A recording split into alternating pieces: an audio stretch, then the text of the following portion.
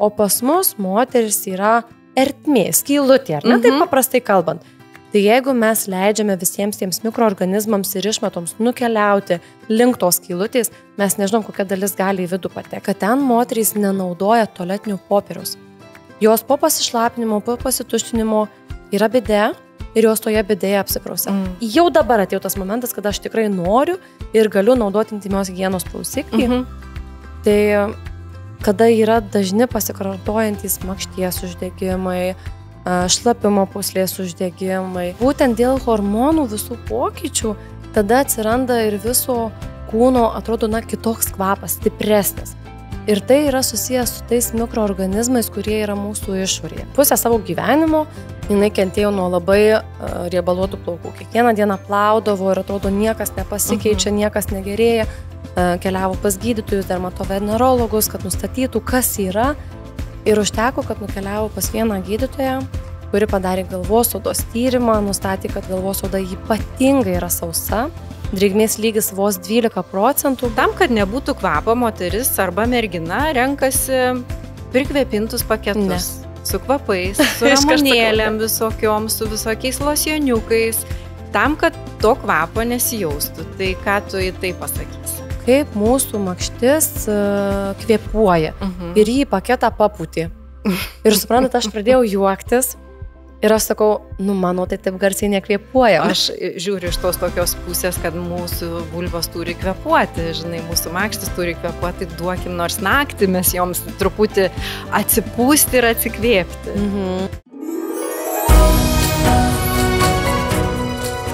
Pratęsėm pokalbį su Alina, su akušerė Alina, pačia geriausia Lietuvos akušerė, kuri jau su mumis pasidalino pirmoje dalyje apie vaisingumą, apie ciklą, apie nepageidaujamą nėštumą, apie pageidaujamą nėštumą, žodžiu, visas savo žinias. Ir dabar aš norėčiau paliesti temą apie higieną. Tiek mergaičių higieną, tiek moterų higieną. Žinoma, mes daug ką ir pačio žinome, bet kaip ir pati minėjai pirmoje laidoje, kad mergaitės netgi parašo, kokį paketą rinktis, kas kiek laiko keisti. Žodžiu, vis tik tikrai ne visos netgi ir moteris žino, kaip teisingai reikia pasirūpinti savim, kad tai gal pradėkim nuo to, kodėl iš vis mums reikia tos higienos, kodėl rūpintis ją. Kas atsitiks, jeigu mes nebūsim higieniškos? Vėlgi ta apart kvapo. Apart kvapo. Bet būtent, tikrai mes norime visos kvėpėti. Taip, ne? Tai čia pirmiausia. Bet iš tikrųjų... Arba nekvėpėti. Visiškai nekvėpėti. Taip, arba tiesiog tikrai be kvapo, būti be kvapės. Iš tikrųjų, pati ta higiena, dėl ko atsirado, tai pirmiausia atsirado dėl ligų plitimo. Anksčiau netgi, pavyzdžiui, į operacinės nebuvo įleidžiama nei artimųjų, į ligoninės nebuvo įleidžiama kitų žmonių, vien dėl to, kad nebuvo higienos įpročių, ar ne? Mes nesiplaudavom rankų, keliaudom į gydymo įstaigas, daktarai į operacinės keliaudavo ir didelis kiekis tų ligų būdavo dėl nešvaros. Pavyzdžiui, daug kas net ir juokauja, kad sako, maras pasibaigė tada, kada žmonės pradėjo plautis rankas. Tai buvo taip, viena iš priežasčių, tada, kada prasidėjo ta aktyvi mūsų higiena. Tai kartu su vakcinacija, nes dėl maro buvo atliekamos vakcinos, prisidėjo higienos įpročiai, kuomet mes plauname rankas su muilu, vėliau ir su dezinfekcinėmis priemonėmis, tam, kad tų kenksmingų mikroorganizmų mes neperneštume į, pavyzdžiui, moters organizmą, arba į mergaitės, į vaiko organizmą.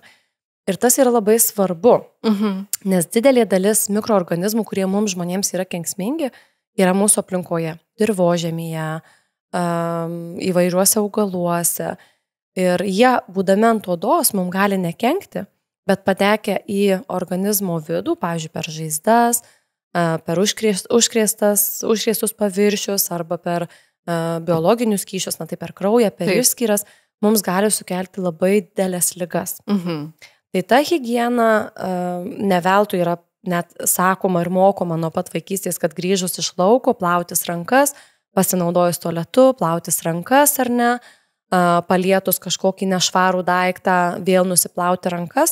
Tai yra ne tik tam, kad mūsų vizualiai būtų švaru, bet kad ir mes neperneštume vienų ar kitų ligų vieni kitiems. Taip. Ypatingai, jeigu mes kalbame apie lytinę higieną, ši vieta yra labai pamiršta. Jo. Nes visi galvoja, kad higiena tai yra švarus veidas, švarios rankos, tai, kas išoriškai matosi. Švari galva, žinai, plaukai. Taip, švarus plaukai. Bet kartais būna tokios situacijos, kada paauglės mergaitės prieina prie tavęs, plaukai sutvarkyti, blakstienos siekia antakius, nagučiai nulakuoti, švarios gražios, bet tu užuodi, moterišką tą kvapą, būtent nuo lytinių organų, to seno kraujo kvapą, kurio pati mergaitė, paauglė gali nejausti. Ir ta higiena mums yra reikalinga, kad mes užtikrintume savo sveikatą, lytinę sveikatą, seksualinę sveikatą. Tai jeigu mes siekiame išvengti per rankas ligų plitimo, lygiai taip pat ir per lytinius organus mes turėtume siekti išvengti bet kokių susirgymų. Nes net jeigu ir mums atrodo, kad ten yra tik reprodukciniai sveikatos organai, ar ne, jie kažkur kitur nesusisiekia, bet gimda, kiaušidės, kiaušintakiai, viskas yra viduje. Taip. Ir jeigu ten kyla uždegimas, tas uždegimas gali kilti ir visame mūsų kūne.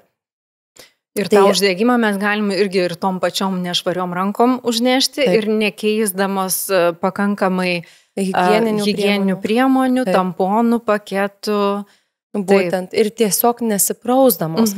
Arba neteisingai valantis lytinius organus. Net ir tai gali turėti tikrai didelės įtakos.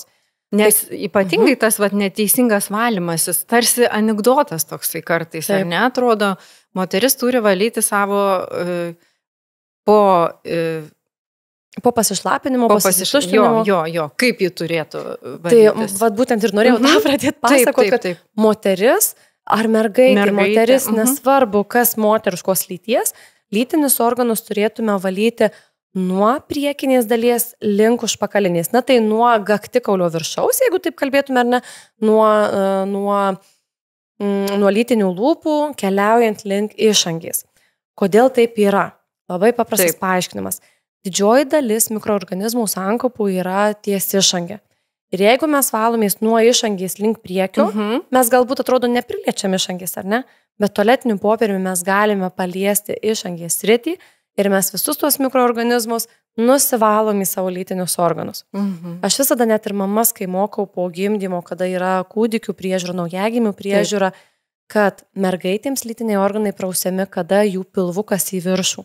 Prausiame nuo lytinių organų link užpakaliukų. Ir tai yra tik dėl to, kad jeigu mes prausim atvirkščiai, ar ne, visos tos išmatos, mekonijus keliaus per makštį. Taip. O pas mus moteris yra ertmė, skylutė, ar ne, taip paprastai kalbant. Tai jeigu mes leidžiame visiems tiems mikroorganizmams ir išmatoms nukeliauti link tos skylutės, mes nežinom, kokia dalis gali į vidų patekti. Taip. Mes galim kaip ir nepastebėti, bet mikroorganizmų didelį dalis gali patekti ir sukelti tikrai didelės ligas.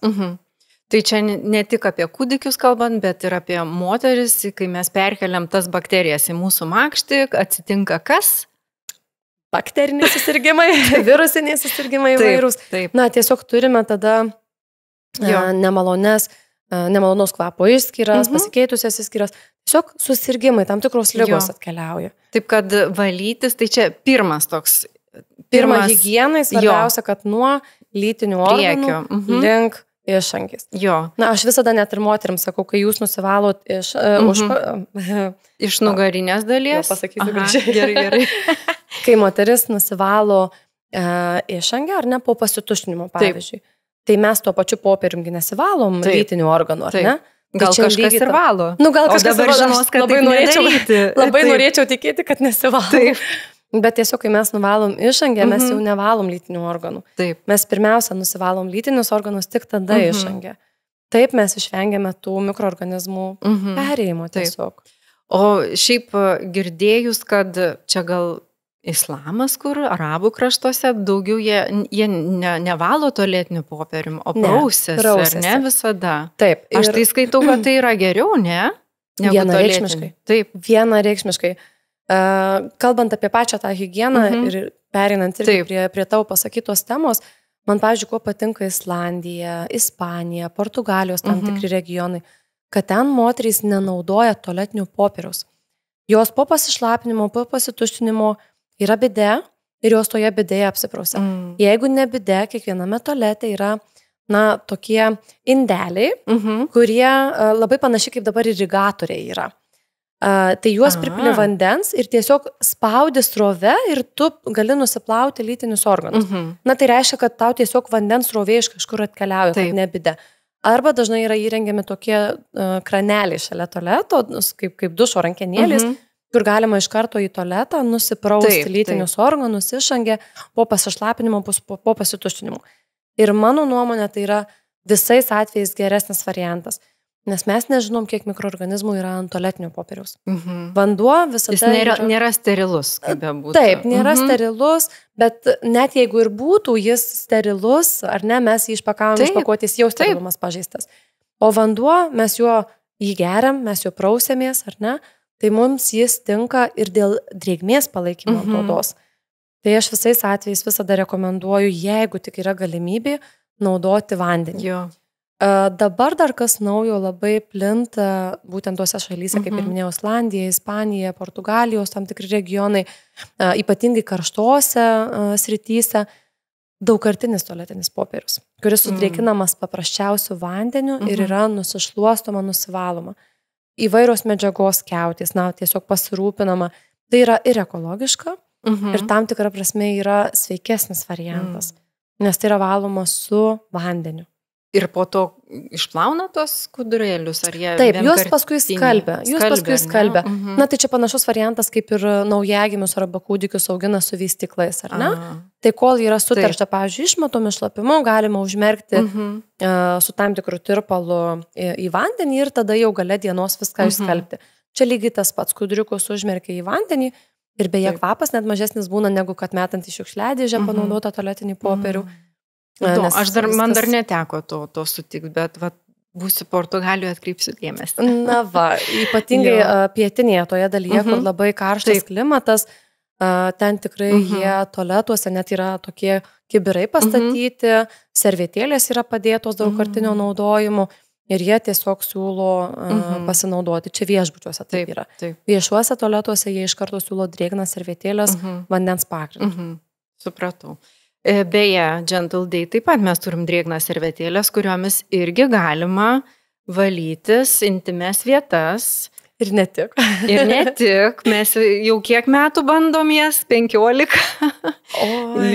Aha, tikrai. Tai kur mes jų tik nepanaudojame? Tai čia toks išsigelbėjimas, sakyčiau, ir keliaujant. Ypatingai, nes intimiai, ne aš pradėsiu apie tai šnekėti, geriau jau Alina, tu papasako kaip specialistė. Gerai, jeigu nėra vandens, ar ne, arba nėra tualetinio popieriaus, jeigu mes keliaujam, tai ką tada mes turim su savim turėti? Yra keli variantai, iš tikrųjų vienas iš jų, kaip jau ir pradėjai minėti, drėgnos servetėlės. Tai apie tau drėgnas servetėlės galėčiau, atskirą podcastą papasakoti ir įrašyti, kur mes naudojam ne tik po sumušimų šaldytuvę laikom servetėlę, susimuša dukra iš karto, jau dedam šaltą servetėlę, perinant prie lytinių organų higienos, prie veidų. Net vieną kartą dukrai stomatitas buvo burnoj. Mes dar tau ir siuntėm nuotrauką, tada jinai ledus valgė, visą susitepus ledais ir po to stomatitą jį turėjo. Tai mes tom drėgnom servetėlėm valėm jos burnytę. Netgi. Taip, nes mes neturėjom, kadangi buvom užsienyje, neleido naudoti vandens iš krano, o tai buvo nakties metas ir jie labai skaudėjo, mes neturėjom kitos išeities. Tai tik tai paprašėm viešbutyje, kad duotų sodos, jeigu turi, jie neturėjo, tai servetėlės buvo vienintelė išeitis. Bent jau išvalyti burnytę ir mes iki ryto ištvėrėm, išgyvenom, aišku, paskui pirkom vaistus, bet tai nakčiai buvo tikrai didžiulis išsigelbėjimas. Tai jau nekalbu apie... Tokios jos yra saugios, iš tiesų, jos tikrai yra labai labai saugios. Taip. Ir mes kažkada net su studentėm taip ne viešą eksperimentą darėm, bet skirtingų rūšių servetėlės ėmėm ir mėginius tokius kaip ir darėm. Pasižiūrėti, kokie mikroorganizmai gali išaugti ant vienų ar ant kitų servetėlių. Tai ant kiekvienų išauga, natūralu, nes vis tiek tai yra produktas, kada tu atidarai ir iš aplinkos patekia mikroorganizmai. Bet švaros prasme, lyginant tas servetėlės vaikams, tas labai brangias servetėlės vaikams ir taviškės, tai buvo labai, labai kardinalus skirtumas. Nes tavo servetėlėse netgi nebuvo tokio dalyko kaip parabenų. Taip, nes taip ir yra, ar ne? Taip. Ir labai aiškiai supranti, mums pasirodė viskas, kokia yra sudėtis, vien tik paėmus pasėlį ir mėginį nuo tam tikros servetėlės. Tai aš paskui sakiau, net jeigu valgyti reikės, tai tas servetėlės galima. Tai gerai, tai tęsiant tą temą higiena, ar ne? Tai va, tai drėgnos servetėlės yra vienas variantas. Taip. Kitas variantas, ką galima pasidaryti, pavyzdžiui, vykstant į bet kokią kelionę, jau tą kaip ir pasiruošti. Taip. Yra, pavyzdžiui, įvairios talpos, kad ir stikliniai indai, kurie užsidaro sandariai. Galima įsidėti paprasto tualetinio popieriaus ir jį užpilti vandeniu. Tai yra palaikoma drėgmė ir jeigu tu nori drėgno tualetinio popieriaus, tu gali jį turėti iš karto. Bet taip nelabai gausiai, gal nes jis ištirpsta. Ne, labai gausiai nereikia. Šiek tiek. Mes, pavyzdžiui, ką naudojam, tai naudojam popierinius rankšluosčius. Taip, jie netirpsta. Nes jie netirpsta. Vieną kartą bandėm su tualetiniu popierium, tai jis aptirpo, bet mums tai vienai dienai pilnai užteko. Taip. Ir nereikia tualetinio popieriaus panardinti į vandenį. Tai turėtų būti tik tai apšlakstyta praktiškai. Arba galima tiesiog turėti tualetinį popierių ir šalia turėti, pavyzdžiui, vandens buteliuką, kad galėtum susišlapinti. Toliau yra galimas variantas, tai va trečias jau čia buvo variantas, kad sausa ar susišlapinti. Ir žinoma, tam tikrose vietose, tualetuose, būna tualetinis popierius ir šalia kriauklį. Galima ten pat vietoje susišlapinti ir nusivalyti, jeigu reikia. Taip. Aišku, galbūt neatsisėsim į kriauklę, kad nusiprausti, taip. Bet jeigu yra kraneliai, tikrai galima drąsiai nusiprausti ir kelionėse naudoti tas priemonės tikrai labai labai efektyviai. Ok, tai išsiaiškinom, kaip mes valom mūsų lytinius organus, tai yra labai svarbu. Toliau keliaujam. Gal pradėkim nuo mergaičių, į ką reiktų atkreipti dėmesį irgi, kaip savo mažas mergaitės pamokyti. Tai pamokom, ar ne, kad nevalom tualetiniu popierium. Kas dar yra mergaitai svarbu? Apsiprausti? Taip. Kiekvieną vakarą? Iš tikrųjų, būtent čia ir yra pagrindinis dalykas, kalbant nuo naujagimystės iki pat moters senatvės išėjimo iš gyvenimo, yra svarbi ta pati paprasčiausia higiena apsiprausimas. Ir tai turėtų būti kiekvieną dieną. Net jeigu mums atrodo, kad tai yra švaru, kad tai yra viskas gerai, bent jau apsivalyti su vandeniu tikrai būtų pravartu. Kelnaitės keisti vienareikšmiškai, bent vieną kartą per dieną. Jeigu yra gausios išskyros, kažkoks virusinis, bakterinis makšties susirgimas, gausios išskyros dėl kažkokių susirgimų, tai jau ir dažniau reikėtų keistis. Tai ta mergaičių higiena ir visų moterų paprasčiausiai susideda iš vandens ir tokių kaip prausiklių, ypatingai mergaitėms, paauglėms, iš tiesų net ne tai, kad nerekomenduojama, bet kai kuriuose šalyse net draudžiama.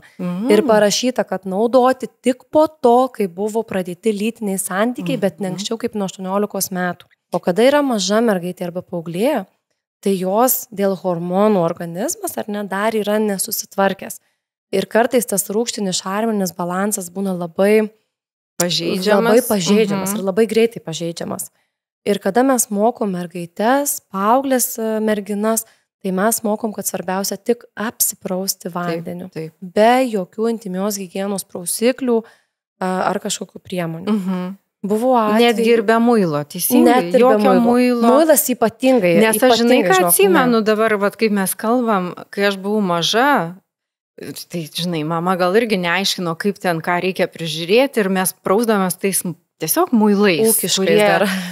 Kurie ten pH apie 9 ir 10, kurie griaužia akis ir žinoma griaužia ir vulvą. Taip. Ir būdavo išsimuiluoja ir griaužia tenai. Tai ant kiek tai yra blogai? Net, pavyzdžiui, kai būna ir naujagimės gimusios mergaitės ar ne, tai mes mamas net mokom net ir tų drėgnų kūdikiams skirtų servetėlių kuo mažiau naudoti. Taip. Jeigu yra vanduo, tiesiog vanduo, apiprausiam vandeniu ir viskas, nieko daugiau nereikia. Taip.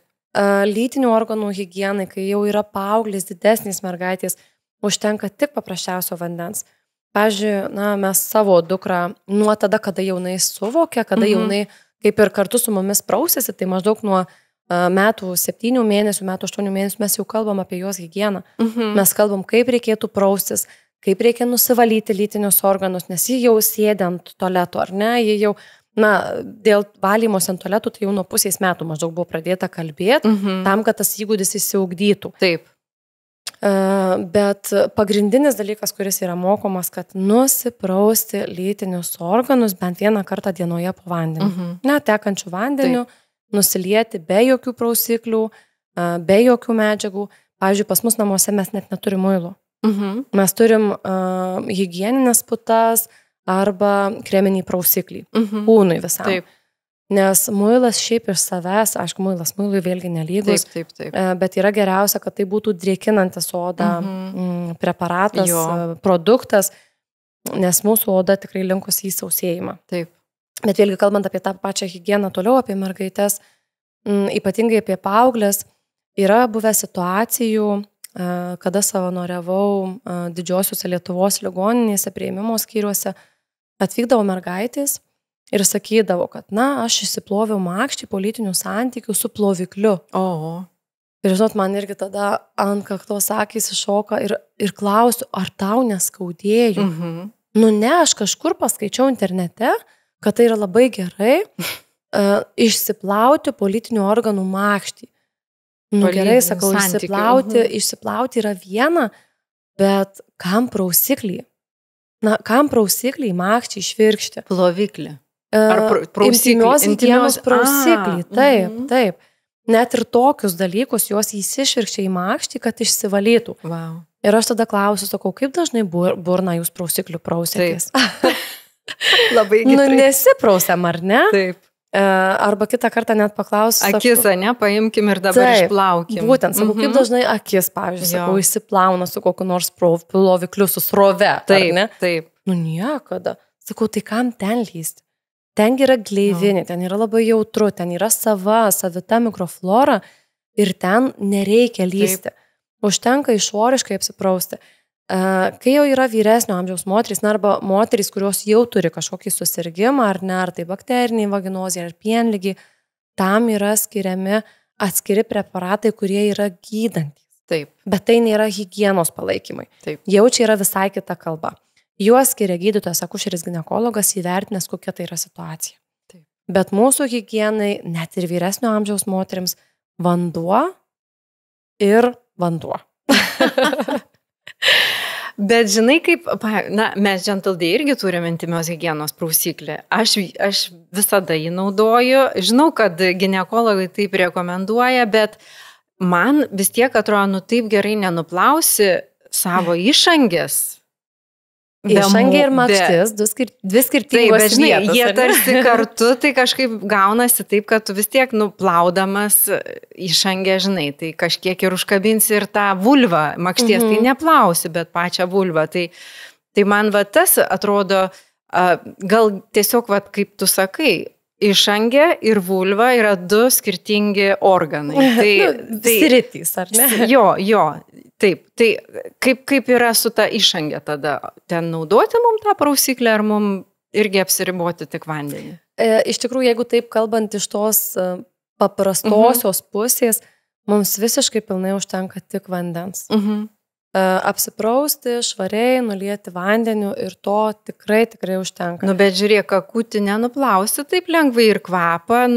Žinai, prisimenam vaikus, kai reikėdavo užpakaliukus pavalyti, taigi rankos smirda, neįmanoma net su muilu nuplauti kitą kartą. Tai mes esam dabar pripratę prie to, kad mums turi kvepėti arba visai nebūti kvapo. Neturėtų būti kakučio kvapo.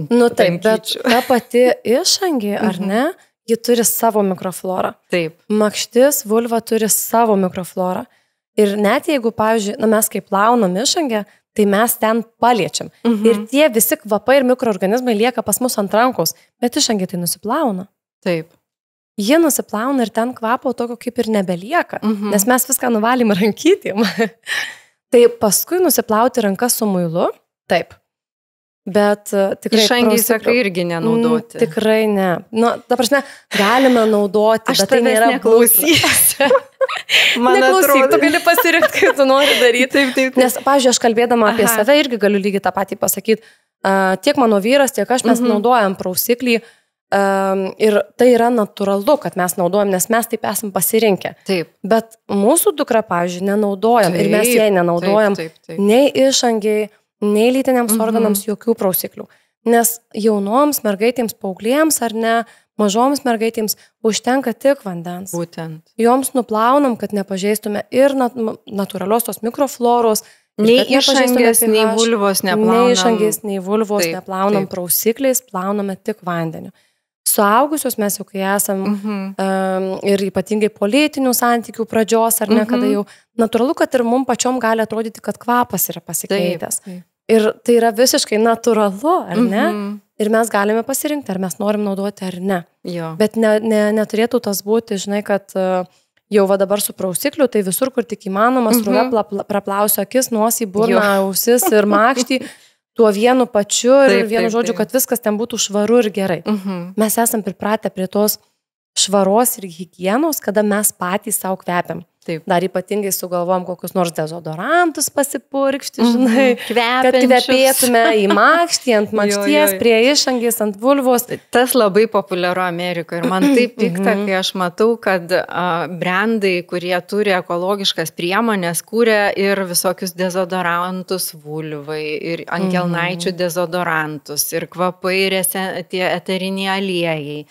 Gal ten, sakim, nebus fragrance, bet tai bus eteriniai aliejai. Taip. Arba mačiau, vat, būtent mergaitėms, netgi rašiau komentarą, sukurtas mergaitėms, kvepiantis ten braškėmis intimios higienos prausiklis. Nu, man tai pikta, žinai, nes aš suprantu, komercija yra komercija iki tam tikro lygio, vis tik turėkim savo vertybės, žinai, tai jo. Aš žinok, dėl šito irgi labai pykstu ir kai kalbu, pavyzdžiui, su paauglėm mergaitėm, aš jų paklausiu, sakau, na, vat, pavyzdžiui, jūs turit intimios higienos prausiklį su kažkokiu kvapu, tarkim, citrinų. Taip. Ir sakau, jūs šalia turit tualeto valiklį su citrinom. Tai jūs abudu purkšit į makštį. Nu, nes kiek kvepia, ar ne? Taip. Jie duos gerą kvapą, pakvėpins. Ir jom tada iš karto tas ateina suvokimas, nes tu duodi konkretų aišku pavyzdį, kad tai bet kokiu atveju man nėra reikalinga kvapas. Taip. Man reikalinga, kad būtų švara. Būtent. Ir jeigu aš noriu palaikyti švarą, tarkim, na, aš esu paauglė, pavyzdžiui, 16 metų, ir aš galvoju, kad man neužtenka tik vandens, nes aš vis tiek jaučiu kažkokį kvapą, galbūt mėnesinių metų specifiškas, toks stiprus kraujo kvapas yra, ir aš noriu panaudoti tą higieninį produktą, ar ne, intimios higienos prausiklį. Tai aš visada mergaitėms sakau, geriau jau tada rinkitės natūralų, kiek tai yra įmanoma, be kvapų, kuo neutralesnio pH, tai turėtų būti tarp 3,5 ir, na, maksimum 5,4-5,5. Nepyk, žinok, tiksliai neprisimenu pas tave, kiek yra 5,3.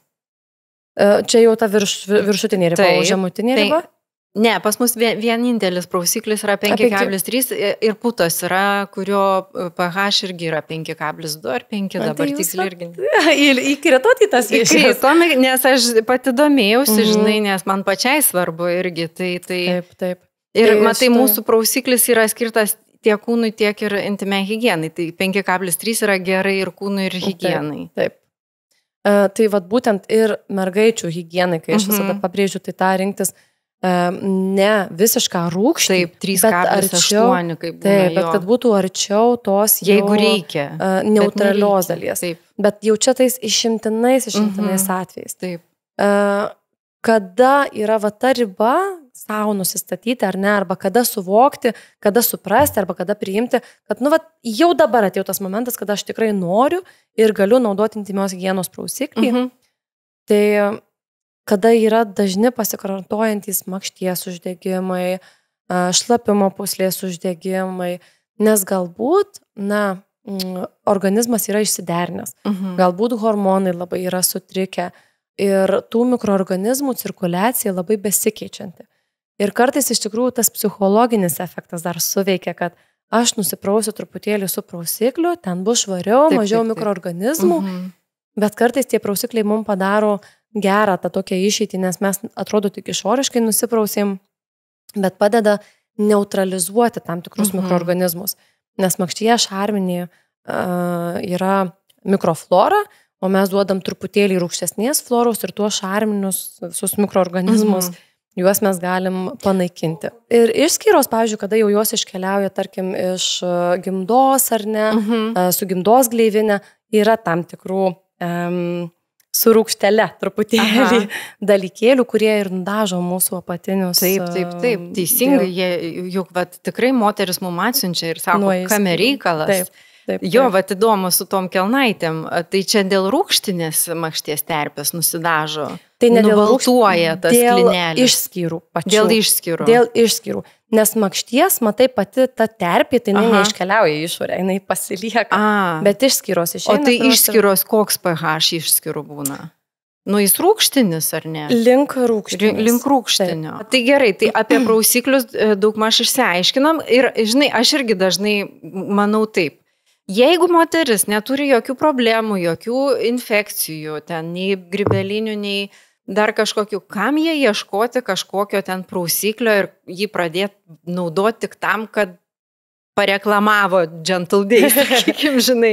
Jeigu ten viskas tvarkoj, palikim ramybei, žinai, nieko nekeiskim. Svarbiausia, kaip aš sakau, visada atkreipkim dėmesį, nenaudokim priemonių, kuriuose yra kvapų. Žinoma, tada dar prisideda parabenai, SLS-ai, silesai, tie lauril sulfatai, kurie putoja ir kurie dar labiau džiovina odą ir daro labai negerą darbą ir ypatingai drėgnose servetėlėse, kurios būna skirtos vaikam, būna slėsų, kas yra tragedija ir labai blogai. Tai biški reikia pasidomėti, sakim, dėl tų sudėčių, bet tikrai vandens užtenka, aš netgi irgi kūną, aš neplaunu muilu, aš tik pažastis plaunu muilu arba ten prausikliu kažkokiu, nes o kam? Jisai švarus, ten tą prakaitą nuplovė, niekas netraukia, tai jo, tas yra, bet apie pažastų gal tada higieną irgi kalbant, ar ne? Šiek tiek.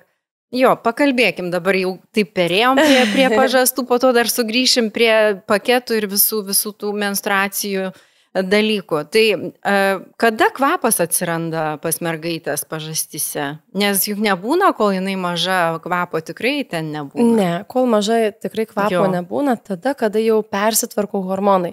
Na, kada vadinamoji paauglystė atkeliauja, ar ne?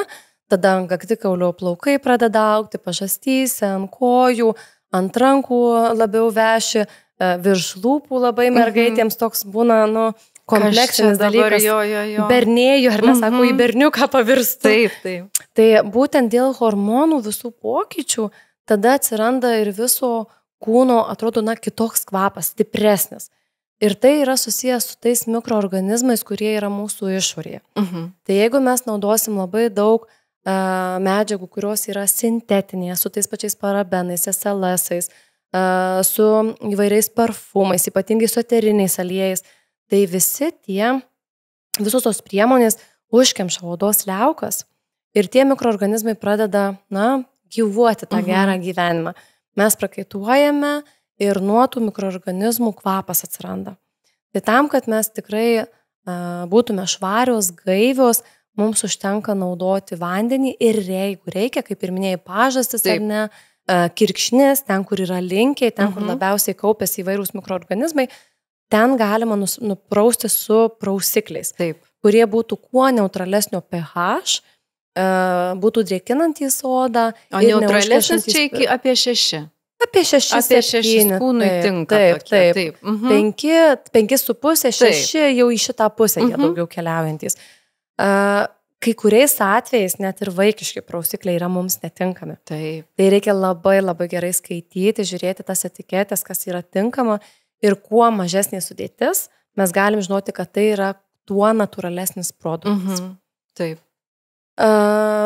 Tai pažastis plaunam, vėl aš sakyčiau tiek, kiek reikia. Aš mėgstu ryte ir vakare. Ane, jau čia kaip gal ir dar gali tekti porą kartų nusiplauti, priklausomai nuo ant kiek intensyvus tas kvapas yra. Taip, arba dar labai priklauso, pavyzdžiui, ir nuo laikotarpio, koks tai yra, ar žiema, ar vasara, nes vasarą mes daugiau prakaituojam. Ir aš tai visada sakau, kad praustis tada, kada tu jauti, kad tu nori apsiprausti. Aišku, kartais gali vaikas visai nejausti, aš čia nenoriu prausiausi prieš 2 dienas, ar ne? Kiek čia tos žiemos yra? Taip. Bet labai svarbu, kad bent 2 kartus per dieną.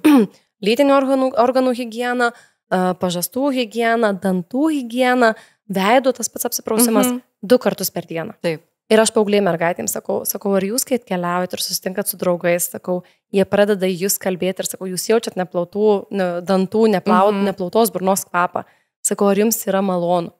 O ne. Jo. Sakau, žinokit, jie lygiai taip pat gali užuosti ir jūsų kvapą nuo pažastų, nuo lytinių organų, jeigu jūs nesiprausėt. Ir joms tada, tikrai, atradimas. Taip. Ir sakau, nereikia kažko labai daug. Jo. Ryte atsikėlim 5 minutės ir mes visą higieną galim būti pasidarę. Taip. Ir išeinam gaivios, kvepiančios, savim pasitikinčios. Nuo čia ir mūsų pačių savivertė atsiranda. Labai svarbu, aš manau, ypatingai jaunoms merginoms akcentuoti tą prakaito kvapą, nes dažnai vaikai jie yra žiaurūs, žinai, ir jie pajunta tą kvapą, pradeda erzinti arba, pavyzdžiui, neplauta galva mergaitės ir dažnai apie galvos plovimą, irgi plaukų trinkimą.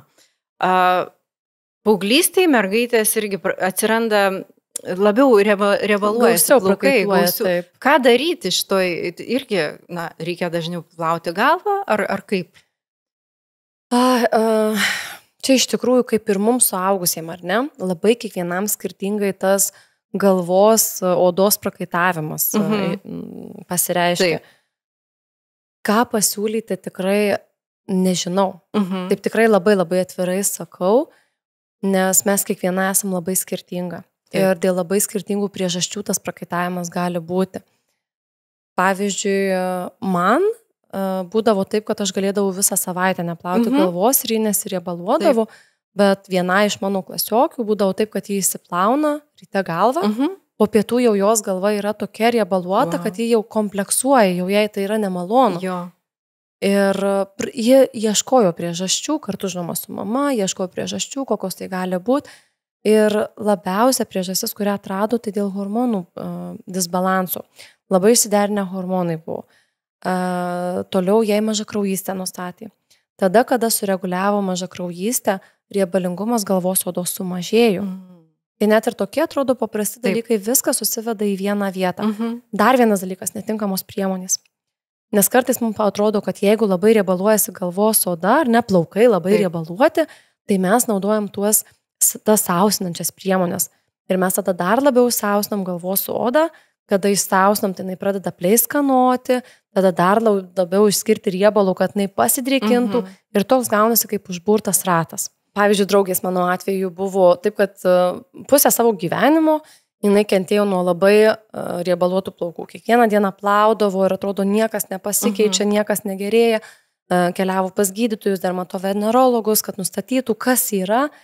Ir užteko, kad nukeliavo pas vieną gydytoją, kuri padarė galvos odos tyrimą, nustatė, kad galvos oda ypatingai yra sausa, drėgmės lygis vos 12% buvo, jai paskyrė labai stipriai drėkinantį galvos priežiūros šampūną kartu su kondicionierium ir prašau, jau dabar yra 6 ar 7 metai, kada galva gali plautis 1 kartą per savaitę, nes oda tiek daug neišskiria riebalų. Tai kiek svarbu, bet yra geras specialistas, kuris patars, ko reikia mūsų galvai, galvos odai ir plaukams. Ir lygiai taip pat ir su lytinių organų higiena. Čia irgi tas pats, ar ne? Tai jeigu bet kokia kažkokia liga, susirgimas, sutrikimas, ar ne, mums keliantis nerimą, nukeliavom pas specialistus, kurie ir gali pasakyti, kas tuo atveju labiausiai tinka. Net tas paprastas pavyzdys, kreipėsi irgi į mane mergaitė ir sako, jaučiu, kad yra pienlygiai, varškinės masės išskyrus, kokį naudot produktą. Ir jinai man atsiunčia 7 skirtingus, ką rado internete, ir aš sakau, nei vieno. Jis sako, ką man daryti? Sakau, pirmiausia, pas gydytoją akušerį ginekologą, kad padarytų tyrimą, nes jis gali nustatyti, kuris produktas tavo atveju yra geriausias. Nes mes čia galim visus tos produktus vienu metu susidėti. Bet reikia pagalvoti ir apie tai, kad mes savo nepakenktume. Dabar galime išgydyti, bet kokie liekamieji reiškiniai bus. Mes nežinom. Dėl to geriausia visą tai naudoti saugiai. Neveltui tikrai gydytojai mokosi 10 metų, kad jie tiksliai galėtų pasakyti, kas yra tinkama, kas ne. Tvarkoj, apie pažastis, apie plaukus pakalbėjom, tai dabar pereikime vėl atgal prie mūsų vulvos ir pakalbėkime apie menstruacijas. Kaip čia mums teisingai elgtis ir pasirūpinti savo higieną menstruacijų dienomis, jeigu naudojam tamponus, paketus, menstruacinės kelnaitės, taurelę menstruacinę. Čia, matai, vėlgi labai priklauso apie tai, ką mes dabar kalbam, tai yra tam tikri amžiaus laikotarpiai, ne? Nes jeigu kalbėtume apie taurelę, tai paauglėm tikrai nerekomenduosim. Nebent jos jau yra turėjusios lytinių santykių, tai tokiu atveju. Na, bet jeigu taip kalbėtume nuo pačios pradžios, nuo tada, kada mergaitėms jau atsiranda menstruacijos, tai ta higiena lygiai tas pats, kas ir šiokiom paprastom dienom, ar ne? Vanduo. Tik menstruacijų atveju aš visada rekomenduoju dažniau apsiprausti. Taip. Praktiškai po kiekvieno pasišlapinimo arba pasikeitimo įkloto paketų. Kodėl? Nes kiekviena mes galim pagalvoti, kai mes nueinam į tualetą, ar ne, mes jau pajutom, kad kraujo ištekėjo, mes nueinam į tualetą, pasikeisti paketų, nusišluostom lytinius organus, kaip ir viskas gerai, ir mes, pavyzdžiui, tą patį paketą, kuriame truputėlį galbūt kraujo tik yra, užsidedam atgal. Mes vis tiek jaučiam, tam tikrą tokią kaip ir net ne tai, kad rėgime, bet tokį, ne tokį jausmą, kokį norėtume jaust, nebūna jis malonus. Taip. Tai aš visada rekomenduoju, kad net jeigu ir labai nedaug tų išskyrų buvo, ar kraujingų išskyrų, pasikeisti paketą ar įklotą, bent jau nusilieti vandeniu, jeigu yra tokia galimybė. Na, jeigu nėra galimybės nusilieti vandeniu, bent drėgną servetėlę arba popieriumi suvilgytų vandeniu, nusiprausti arba nusišluostyti lytinius organus. Kodėl? Paprasčiausiai tas nusivalymas su vandeniu, nusipraustimas su vandeniu sumažina kvapą. O kraujas, kuris iškeliauja, jis turi tokį specifinį kvapą. Taip. Ir, pavyzdžiui, nėščios moterys, jos labai dažnai sako, kad aš ateinu kur nors, pavyzdžiui, ten, kur yra moterų, na, tarkim, į kokias nors mamų ir vaikų susitikimo grupeles.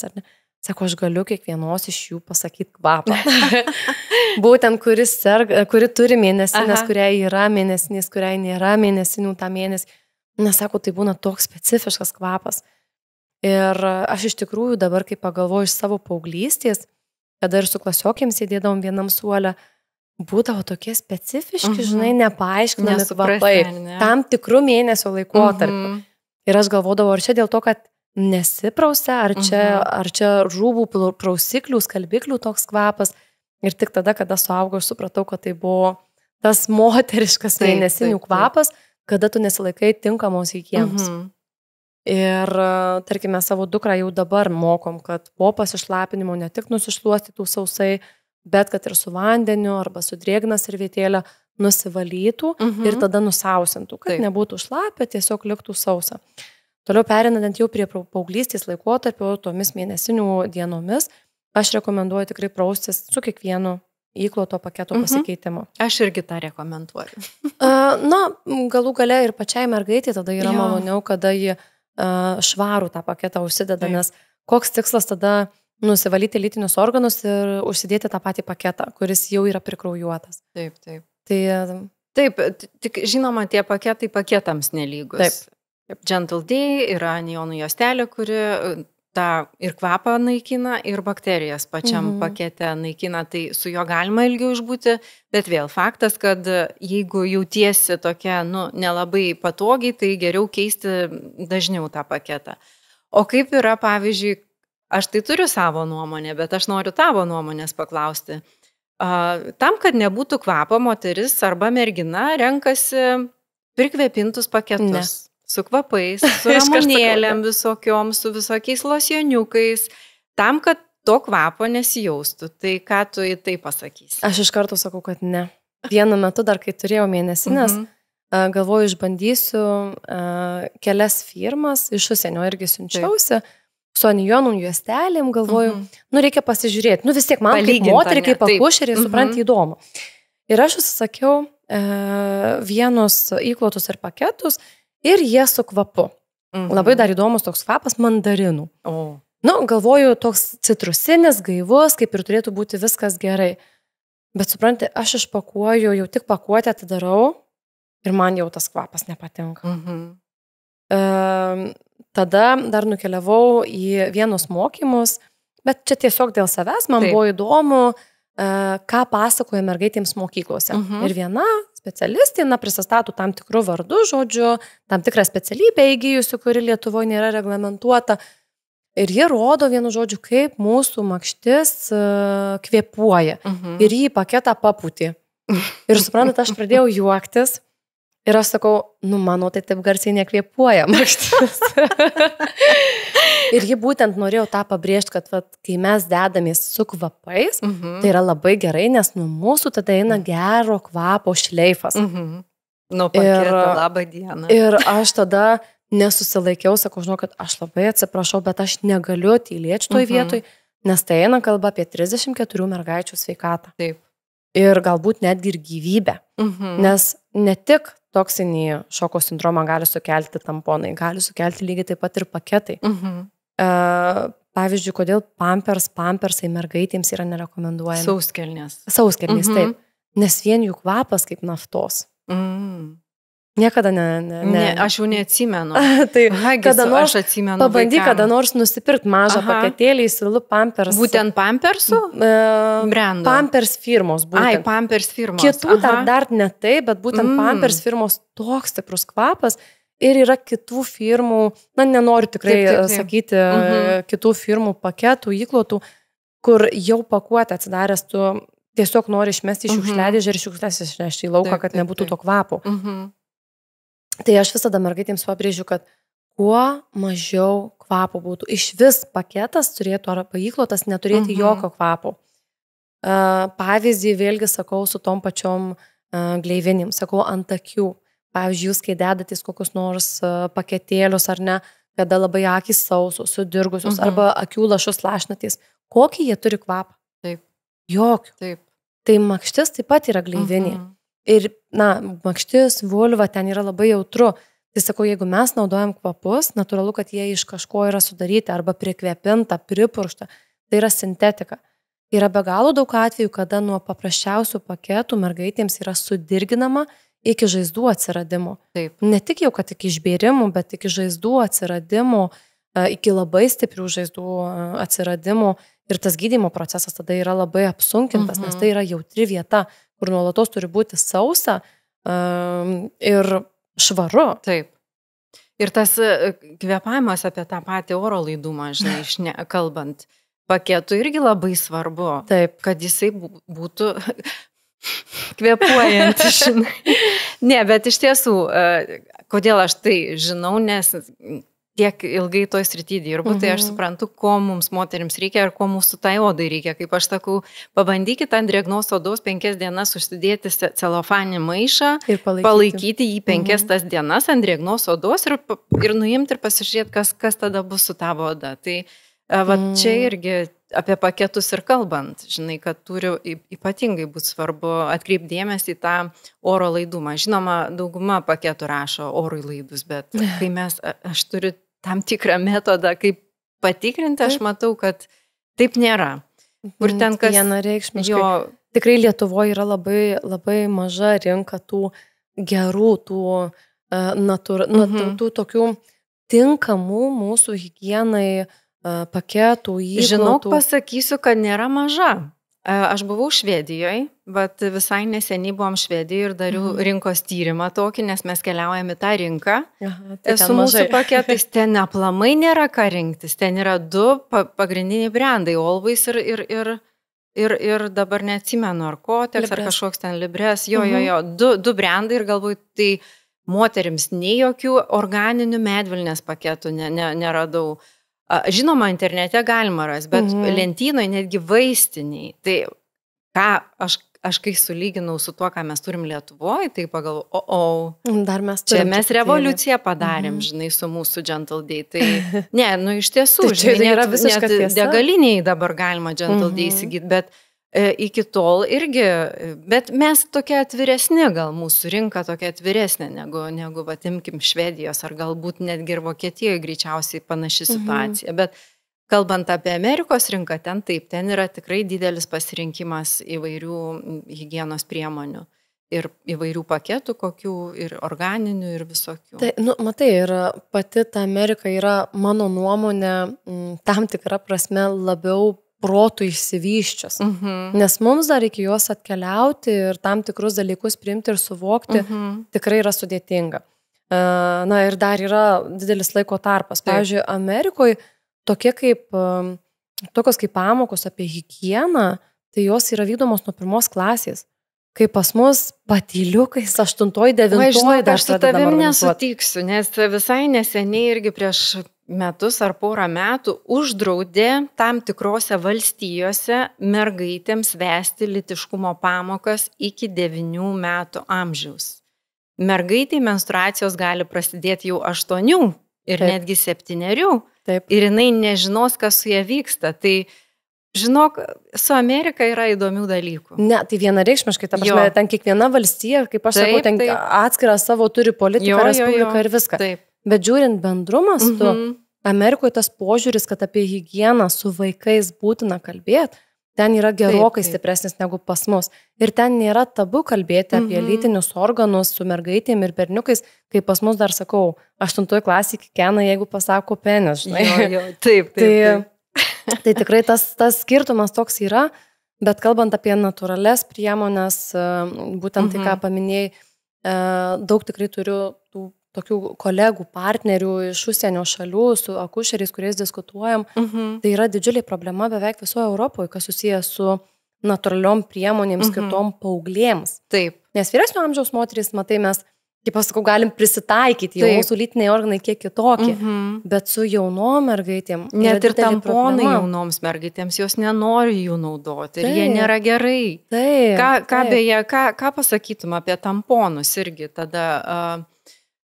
Kaip dažnai tą tamponą keisti ir irgi, ar tamponą išsitraukus irgi rekomenduoja apsiprausti ir apie tą higieną, kas liečia tamponus, nes su paketais išsiaiškinom, keičiam paketą, plaunam vandeniu savo vulvą. O kaip su tamponu?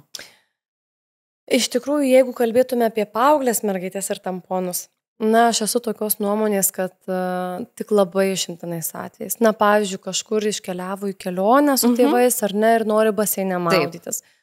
Na, tebūnie.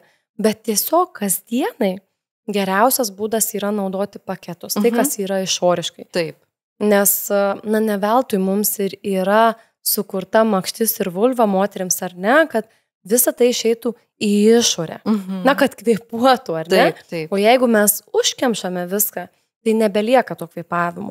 Tai mergaitėms, paauglėms, merginoms geriausia yra naudoti paketus, išimtinais atvejais tik tai tamponus.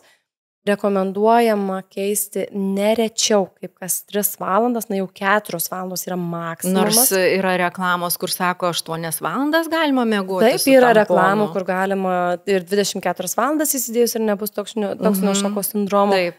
Tai man iš vis pasišiaušia visur, kur tik įmanoma plaukai ir aš galvoju, o Dieve mano, bet ir yra merginų, kurios tuo pasitikė, nes jos perskaito ir reklamos būna labai skambios, labai gražios ir dar paskui ant tamponų užsilašina eterinių aliejų, kad būtų geresnis kvapas ir ten išdeginta atvažiuoja į priėmimo skyrių, kur nežinai nuo ko pradėti, ką gydyti ir kaip elgtis toliau.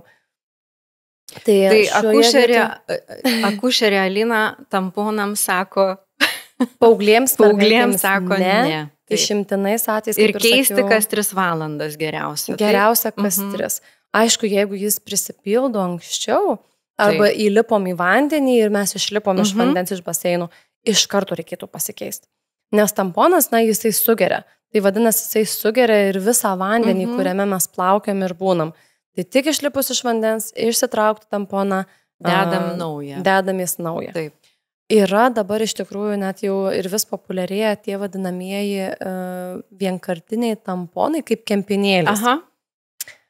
Žinai, aš labai tokios esu dviprasmiškos nuomonės, nes jaunos merginos dabar labai mėgsta nagus ilgus turėti. Aha. Ir kaip ten užkabinti ir ką padaryti. Ir kai atvyksta į priėmimą su grioveliu makšty, tada, žinai, pagalvoji, kad ir dar geriau bakterijos ten gali pradėti, žinai, augti ir dar didesnis toksinio šoko sindromo galimybė išsivystyti. Ir dar dėl tos reklamos kartais mergaitės būna informuojamos, kad tai yra daugkartinio naudojimo tamponas, jos gali išsiplauti ir iš naujo įsidėti. Ir tu galvoji, jos taip nedaro? Jos taip daro. Ir ką tada mes turim? Uždegimus, bakterinės vaginozės, ar ne? Grybelinio susirgimus makštyje jau nuo jauno amžiaus. Tai aš tikrai siūlyčiau, kas yra išoriai, leisti pabūti išoriai. O jau vėlesniu laikotarpiu, jau kada moteris yra suaugusi, ar ne, turėjusi lytinius santykius, na, jau ji tada gali pasirinkti, ką ji gali vartoti, naudoti, bet... Ką dar pasakytum dėl tamponų naudojimo higienos būtent? Vieną dalyką. Nori, aš tau pasufleruosiu. Plauti rankas. Taip, čia vienareikšmiškai. Jo. Vienareikšmiškai. Prieš išsiimant tamponą ir prieš įsidedant. Ir visai nesvarbu, net jeigu tas tamponas yra su irigatoriumi, su aplikatoriumi, su aplikatoriumi ir lengvai įsistumė, bet kokiu atveju visada plautis ir labai gerai, ne tik tai, kad pakišti po kranu ir nulieti, bet gerai nusiplauti rankas, nes mes lendame į gleivinę. Ten, kur yra jautru, ten, kur mikroorganizmai tikrai yra labai jautrus ir imlūs kitiems, tiems blogiesiems mikroorganizmams, tai higiena yra būtina. Taip. Ir, sakykim, jau moteris renkasi tamponus, tai tu tikrai, manau, nerekomenduotum miegoti su tamponu. Nu, jinai pasirinkus tamponą kaip pagrindinę savo higienos priemonę. Dabar labai viskas yra išplitę mūsų aplinkoje, ar ne? Taip. Ir jeigu jau moteris, nenori, pavyzdžiui, paketo dėtis nakčiai, tai yra taurelė. Tai yra toks išsigelbėjimas, kur tikrai, man atrodo, labai daug moterų pasako, kad kur aš anksčiau buvau. Tai tikrai tai pasako. Man lygiai tas pats irgi. Bet žinai, irgi ne visom tinka. Nu, ne visom tinka, jo. Bet galbūt netinka dėl to, nes neatsirenka savo dydžio. Galbūt. Yra ir tokių variantų. Neišbando, neatsirenka savo dydžio. Galbūt kitų moterų makštis yra trumpesnė ir jos nenusikerpa to galiuko, kur būtų galima nukirpti ir paskui įsitraukti. Galbūt dar čia viskas yra ir su mūsų tam tikrom baimėm susiję. Mes bijom, nerimaujam, o kur ten nukeliaus, kur pasislėps, kur pradingsta taurelį, ar ne. O jeigu kas nors pamatys, o jeigu pratekės, tai čia viskas ateina iš mūsų pačių vidaus. Bet pavyzdžiui, aš, kol dar turėjau mėnesinės, tai visada būdavo dienos metu taurelį, pirmasias 3-4 dienas, o vėliau jau perėdavo prie įkloto tada, kada jau tas kraujavimas būdavo labai, menkas. Taip. Ir dabar, jeigu man vėl sugrįžtų mėnesinės, tai aš vienareikšmiškai tik taurelę dėčiausi. Bet dabar, kalbant apie taurelę, irgi faktas rankų plovimas. Tai čia nebejotina. Ir taurelės plovimas po kiekvieno išsėmimo. Taip. Na, nes išsėmus taurelė, ji vis tiek būna kraujuota, tai nuplauti, išplauti ją. Jeigu nėra galimybių nuplauti vandeniu, tai bent jau nuvalyti servetėlėmis suvilgytomis vandeniu, kad tikrai tą higieną užtikrinti. Aš ką skaičiau, kad galima šlapimu savo, pavyzdžiui, taurelę išsiėmės, tu šlapinėsi, gali nuskalauti šlapimu, ar čia negerai taip. Nu, jeigu tu nusiplovi rankas prieš tai, ar ne, ir to nėra nei vandens, nei priemonės kažkokios, ar ne, atėjai į tualetą kokioj Graikijoje ir žiūri tualetinio popieriaus, net nėra, kuriuo galėtum išvalyti tą taurelę. Esu šitą girdėjus ir žinau, kad šiuo metu Portugalijoje atlieka tyrimą, kiek ten yra saugu, kiek nesaugu, rezultatų negaliu kol kas pasidalinti, bet kai bus tikrai mielai pasidalinsiu. Bet Portugalijoje jie labai diskutuoja. Ir tokios dvi labai priešiškos grupės yra. Visada vieni sako, kad jau geriau tada turėti vandens buteliuką. Taip. Nugi šilta, ne toje šalyje turėti buteliuką ir nulieti, negu kad šlapimu. Nes kartai šlapime būna mikroorganizmų taip pat. Ne tų blogųjų vadinamųjų, ar ne? Galbūt yra šlapimo pūslės uždegimas, bet mes dar to nejaučiam. Taip. Šlaplės uždegimas. Galbūt inkstuose yra kažkokios problemos, dėl ko mikroorganizmai iškeliauja pro šlapimo pūslę ir šlaplę į išorę, tai mes visą tai paskui sudedame į makštį. Dar vieną grupėje prilyginau, sako, tai jeigu mes iš išangės ištraukę nedėtume ar ne, tai ir šlapimu tada nepilkim ir nedėkim į makštį. Taip. Čia toks labai labai diskutuotas klausimas.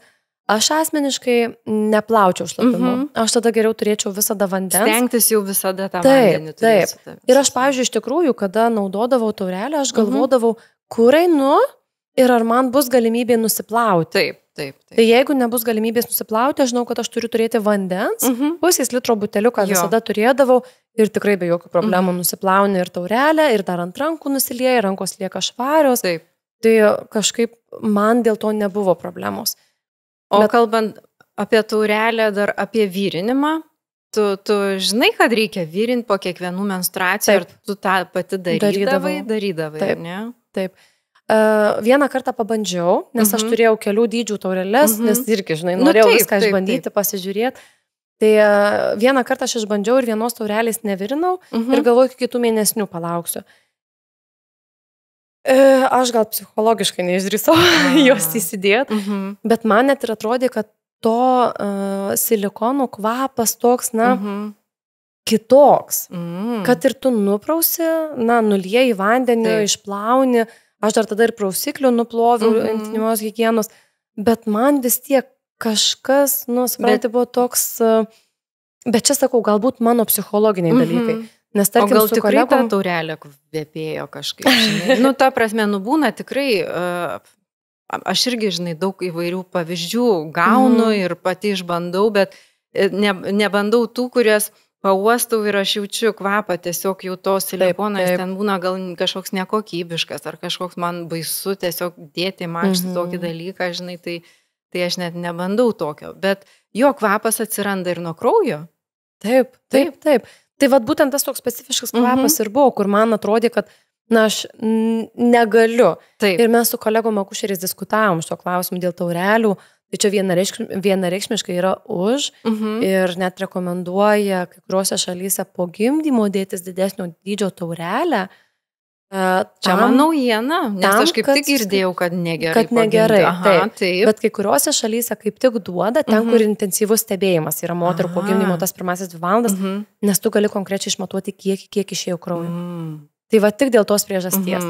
Vėliau jau, kada tos mažėjančios dienos, kada keičiasi išskyros, jau tada rekomenduoja dėtis įklotą arba palutę, paprasčiausią medžiagos skiautę, kad matyti, kokios spalvos tas kraujas yra arba koks kiekis išeina. Tai kolegos akušeriai apie virinimą taurelės irgi labai skirtingai atsiliepia, bet didžiausia dalis jų mano, kad nereikia virinti.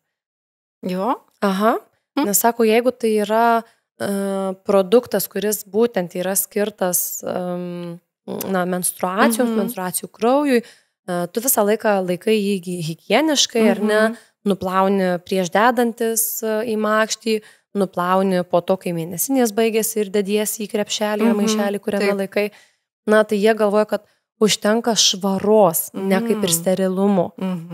Nes vis tiek tu viena naudoji tą taurelę. Bet žinai, ką aš girdėjau, kad tiesiog dėl ko rekomenduoja, nes mūsų gamintojai, kurie gamina taurelę, jie rekomenduoja ir visur ant instrukcijų rasim tokių užrašymą. Galbūt čia yra daugiau dėl pačio standarto, sakykim, toks toks rekomendavimas.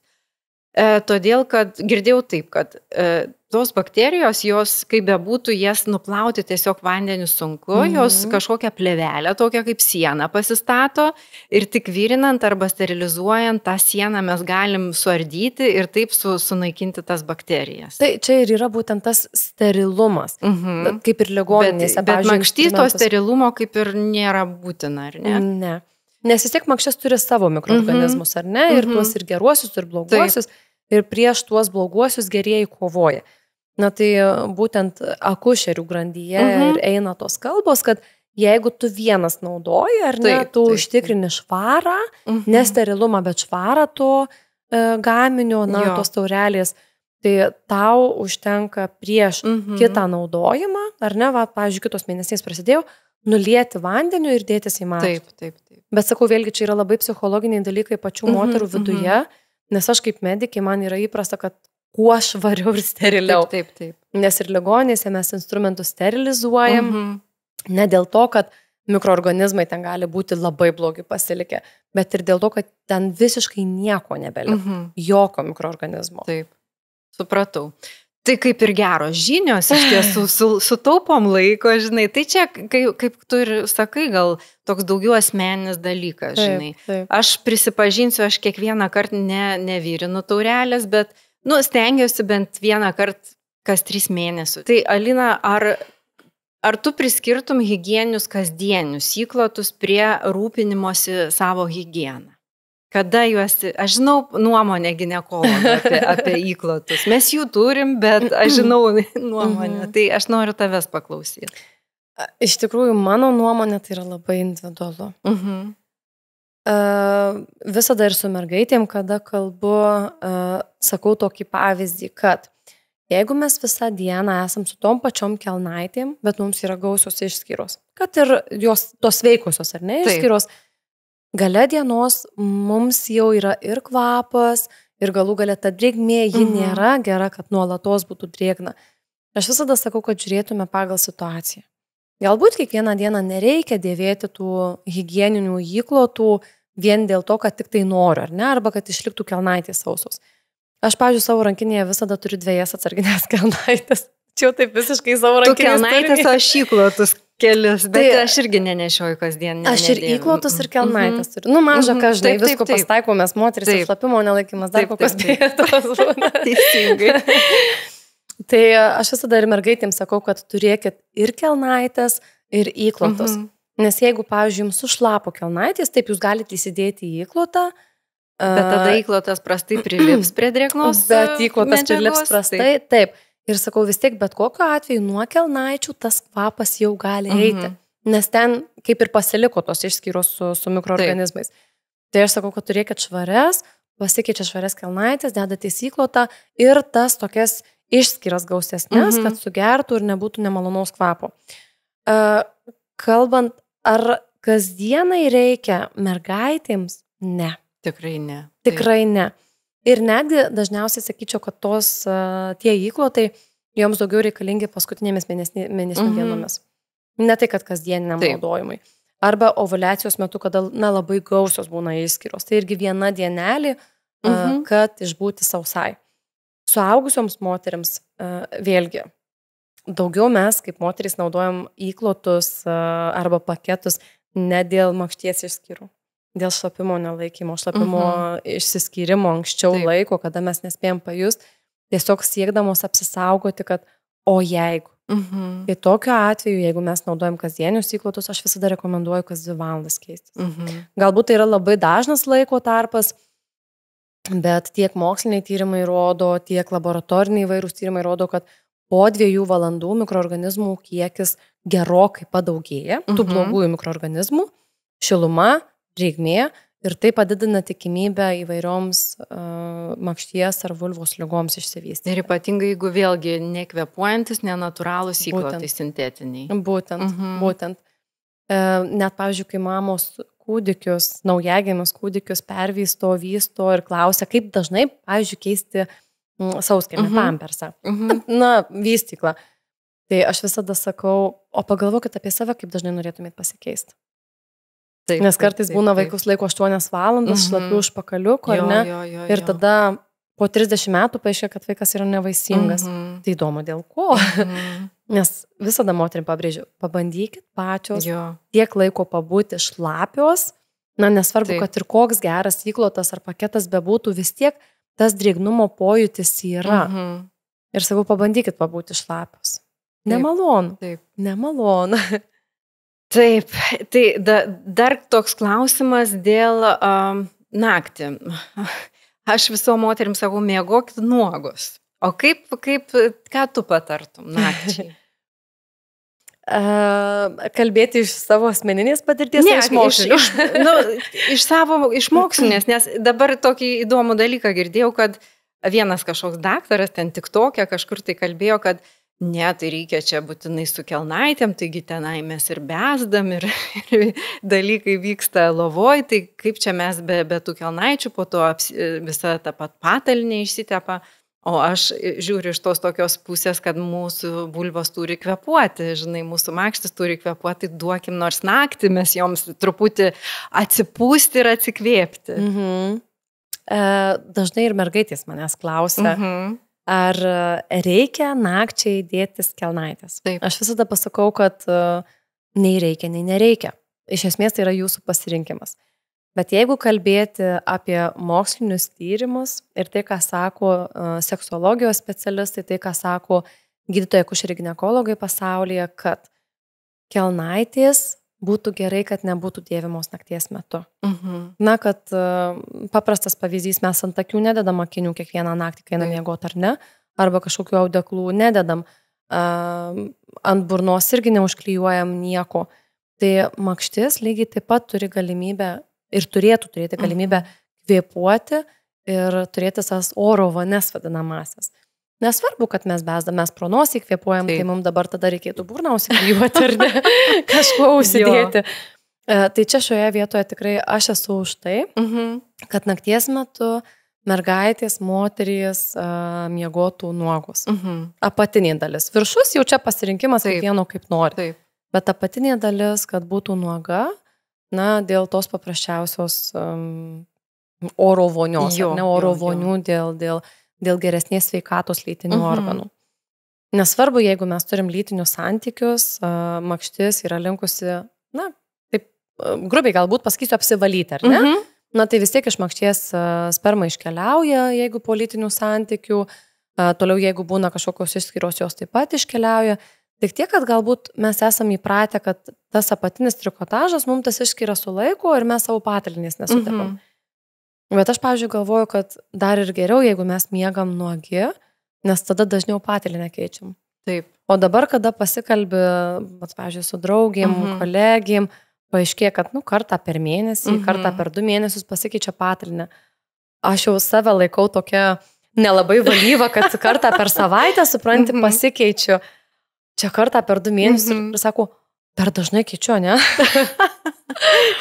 Tai čia irgi higienos. Dėl higienos, taip, čia yra paprasčiausi dalykai higieniniai. O ką tu pasakytum dabar, gal palieskime menstruacinės kelnaitės? Pašnekėjom apie naktį, kad mums nereikia, bet kai būna menstruacijos, ką akušeriai, ką jūs savo tarpe šnekat apie menstruacinės kelnaitės? Nes su jom juk irgi galima miegoti, kraujuoti į jas, nebūtina dėtis paketo, nieko nebūtina dėtis, bet reikia jas keisti kas kartą. Tai aš įsivaizduoju, tavo būtų irgi patarimas to keitimo gan dažnas. Aš pati turiu, dabar net galvoju, kiek aš čia tų kelnaičių iš jūsų esu susisakius, gal 12 ar 16. Oho. Tiesiog tam supratimui, nes supranti, kai tu nesidedi įkloto arba paketo, kai tau drėgna, ir keitiesi kelnaitės. Taip. Ir man, pavyzdžiui, kelnaitės labai pasitarnaudavo tada, kada man būdavo tos gausios dienos, ar ne, gausios mėnesinės, aš dėdavausi taurelę ir tada dėdavausi kelnaitės 2 klyneliu. Nes dažnai būdavo tokia kaip ir baimė. Nepratekėdavo, bet baimė jau jeigu pratekės. Taip. Ir aš, kai dėdavosi su 2 klynuku, kelnaitės, tai man būdavo visiškai ramu. Visiškai ramybė. Psichologinis saugumas. Taip, psichologinis saugumas, bet kai dėdavosi taurelę. Nakties metu aš irgi miegodavau su kelnaitėm skirtom menstruacijų metu. Ir tikrai dar niekada nebuvo, kad ir gausesnės mėnesinės nebūdavo taip, kad pratekėtų ir ant patalynės ištekėtų. Tai šito dar nesu patyrus. Bet nakties metu būdavo net po kokių 6 valandų prabusdavau, bet jau pati savaime, nes pajusdavau, kad man per daug šlapia. Ir aš pasikeisdavau, tas kelnaitės užmerkdavau iki ryto, užsidėdavau švarias, apsiprausdavau, pirmiausia apsiprausdavau, tada užsidėdavau švarias, keliaudavau miegot, o vis tiek praktiškai kiekvieną dieną mes skalbiam rūbus, nes mes rankšluosčius kiekvieną dieną naudojam vis kitus, nenaudojam antrą dieną tų pačių, irgi dėl higieninių sumetimų. Tai kalbant apie menstruacinės kelnaitės, aš tikrai rekomenduočiau, kada mes jau kaip ir paketą keistumėmės, mes galim pasikeisti ir menstruacinės kelnaitės, jeigu mes nenaudojame jokio paketo ar įkloto Papildomai, taip. Nes jeigu naudojam paketą ar įklotą, tai tiesiog pasikeičiam, ar ne, ir toliau kaip įprastas kelnaitės tarnauja kaip apsauga nuo pratekėjimo. Ypatingai Gentle D, kadangi mes turim tą mūsų dvigubą klinuką, apie ką tu ir kalbi, kur galima paslėpti paketo sparnelius. Tai tu patartum, nes aš tai žinai, sakau, neprisipirksi moteriai, nesakysi, pirk dabar 5 menstruacinės kelnaitės ir dienoje keiskies. Aš tai sakyčiau. Man gaila žmonių pinigų, žinai, bet... Ne, matai, čia galbūt ne apie pinigus eina kalba. Apie higieną. Būtent, žmonės labai dažnai, žinai, sako, kaip čia brangu, ar ne, kiek daug kainuoja. O kiek po to kainuoja? Bet aš visada, pavyzdžiui, sakau... Būtent, aš visada sakau, mes dabar, pavyzdžiui, sumokam vietoj euro už paketus, kaip pavyzdys, sumokam 3 eurus. Ne? Gerai, mes pralošėm 2 eurus. Tada nusiperkam paprastas kelnaitės už eurą, visiškas sintetinės, arba nusiperkam už 20 eurų medvilninės, kurios yra kvėpuojančios. Tai mes jau turim nuostolį 19 ir 3, 22 eurai. Ir ne, mes turim 22 eurų nuostolį.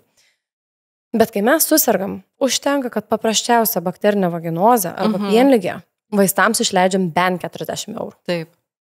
Tai tada ir pagalvojam, kas yra iš tikrųjų geriau ir į kur geriau investuoti. Taip. Ar į savo sveikatą, ar į gydymą, kada atsiras visos problemos. Ir žinai, dar yra problema ta, kad tekstilės pramonė naudoja labai daug cheminių medžiagų, dažai įvairūs, apdirbamos medžiagos, ftalatai, dabar visi šneka apie fenolius, kurie amžinai liekantis chemikalai, kurie kaupiasi mūsų organizme. Ir tai atsiranda ilgainiui, žinai, tos visos problemos ilgainiui išlenda, nebūtinai tai bus bakterinė vaginozė, tai tiesiog gali būti kažkokia netgi psichologinė liga, žinai, kurie atsirado dėl užtoksinto to mūsų organizmo. Taip, tai visada reikia ir apie tai pagalvoti. Dar gal paskutinę tokią temą apie higieną norėčiau paliesti apie siaurikės stringus, ar ne? Siaurikės lietuviškai, man atrodo. Kaip yra su tais stringais, nes irgi, moteris...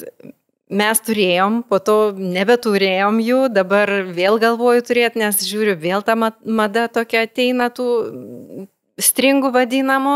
Tik tai tiek, kad aš kai darau stringus, mano stringų klynas yra 7 cm, šiek tiek nusiaurėja į užpakalį, bet aš girdžiu tikrai, kad ginekologai nenori, kad moteris nešiotų stringus, tai čia irgi ta higiena ir kodėl tai yra, gal paaiškins ir kokia tavo nuomonė apie tai. Iš tikrųjų galvoju, kad stringai, tie kelnaitės su juostele, atsirado dėl mados klausimų. Žinoma. Čia vienareikšmiškai. Ir tuo metu tikrai niekas negalvojo nei apie higieninius kažkokius klausimus, negalvojo nei apie sveikatos klausimus, bet kelnaitės su juostele turi vienintelę blogybę, kad visi mikroorganizmai nuo išangės labai greitai patenka į makštį. Kodėl? Nes kai mes vaikštom, kai judam, natūralu, kad ir kelnaitės mūsų šiek tiek juda.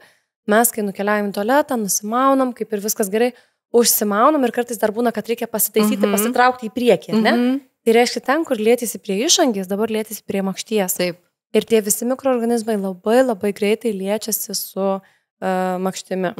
Nes ten labai viskas arti, keli centimetrai, net kelių centimetrų nėra. Ir tie mikroorganizmai greitai pereina. Jeigu tos kelnaitės su juostele būtų naudojamos ne nuolatos, tai reiškia, kad, pavyzdžiui, moteris susideda tam tikrom ypatingom progom, pavyzdžiui, kokia nors labai aptempta suknelė ir kad nebūtų įsirėžę į būtent mūsų sėdmenis, ar ne, kad nesimatytų. Tada taip, aš sakyčiau, kad galima dėvėti, bet tai yra tie vienkartiniai atvejai tam, kad tik tai tuose rūbuose gražiai atrodytume ir savo savivertę šiek tiek pakeltume. Bet kitais atvejais, kada mūsų rūbai nėra reikalaujantis to griežto matymo, ką mes dėvim po savim, geriausia, kad tai būtų medvilniniai, gali tai būti bokseriukai arba paprasčiausi braziliniais kelnaitės, kur irgi tikrai labai gražiai gali suformuoti ir patį užpakaliuką. Tikrai taip. Tai kągi, aš manau, kad šiam kartui apie higieną viską lik ir aptariam. Jeigu kils klausimų, moteris rašote komentaruose ir mes su Alina gal vėl kada nors susitikę atsakysime visus tuos klausimus kylančius. Na, o aš Alinai turiu dovaną. Kaip ir visų savo pašnekovių, taip ir Alinos nepaleisiu. Ir aš žinau, kad Alina yra fanė mūsų drėgnų servetėlių, tai tu čia gausi tikrai nemažą kiekį. Ačiū labai.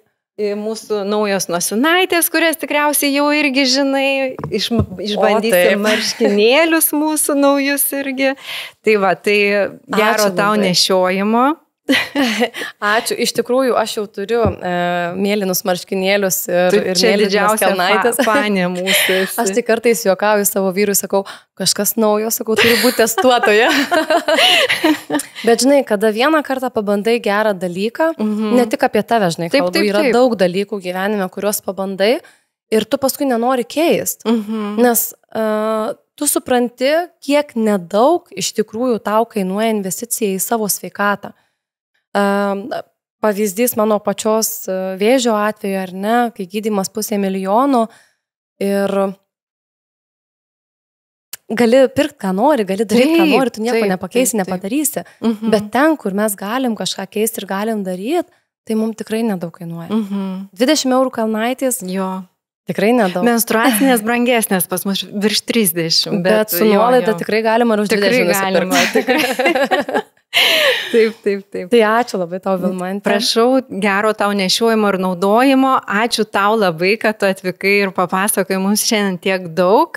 Ir moteris, neužmirštat, subscribinat, prenumeruojat mūsų kanalą, būtinai parašot komentarus, padėkokit Alinai už tokią nuostabią informaciją. Man pačiai kai kas yra naujo, gal aš turiu truputį kitokią nuomonę dėl tam tikrų dalykų, bet, jūs mano nuomonę irgi išgirdot, mes su Alina truputį nepasiginčiam, bet tiesiog aš išreiškiu irgi savo nuomonę. Tai ačiū Jums labai, ačiū tau, Alina, ir iki kitų susitikimų. Ačiū, Vilmante.